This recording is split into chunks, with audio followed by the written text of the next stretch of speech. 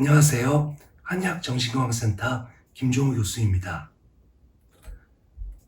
화병을 고치는 한약, 어떤 게 있을까요?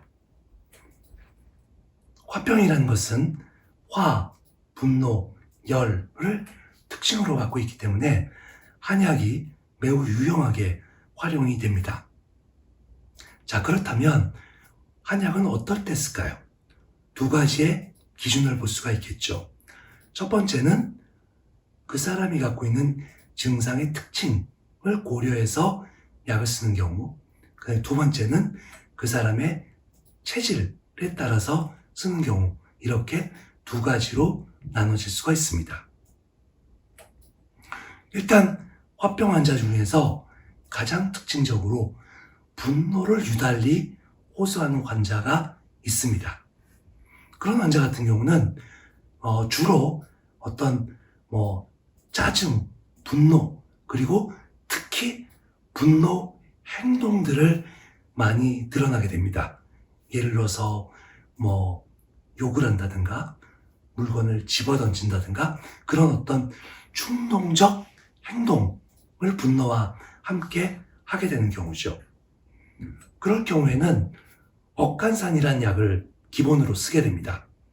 자, 억간산 자체가 간을 억제하는 약이다 라고 하는데, 한의학에서의 간은 분노의 정서를 말하기 때문에 그렇습니다. 그래서 분노를 억제하는 약, 이렇게 설명해도 좋을 것 같습니다. 그 다음에 가슴이 답답한 경우가 있겠죠. 즉 가슴이 소통이 안 돼가지고 가슴에 응어리가 맺힌 것 같이 풀리지 않는 경우, 이런 경우에도 쓰는 한약이 있습니다.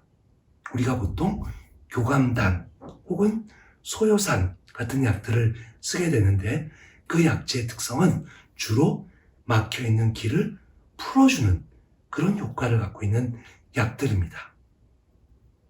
그리고 또 하나, 열이 치받는 경우, 얼굴이 붉어지는 경우, 그런 경우에도 쓰는 한약이 따로 있죠. 그 경우에는 직접적으로 화를 내려주는 약들이 그런 목적을 갖고 쓰이게 됩니다. 예를 들어서 황련해독탕이나 시효과 계지용골모르탕 같은 경우는 환자가 직접적으로 화, 열 같은 것들을 호소할 경우, 그리고 또 열과 동반된 가슴 두근거림, 이럴 때 이제 적절히 쓰이게 되는 경우입니다. 또 앞서 말한 것처럼 체질과 관련된 약들도 있게 됩니다. 그럴 경우에는 각 체질을 구분하여서 그 체질의 문제를 풀어주는 그런 약들이 활용이 되게 되는 거죠. 그래서 태음인 같은 경우는 청심연두탕 같은 걸 쓰기도 하고, 소양인 경우에는 양격산화탕 같은 경우를 쓰기도 하죠. 소음인 같은 경우는 향부자 팔물탕 등등을 쓸 수가 있게 됩니다. 즉 한약에서는 화병의 특성에 맞는 증상, 그리고 그 사람이 갖고 있는 고유의 체질을 고려해서 다양한 한약을 쓰게 됩니다.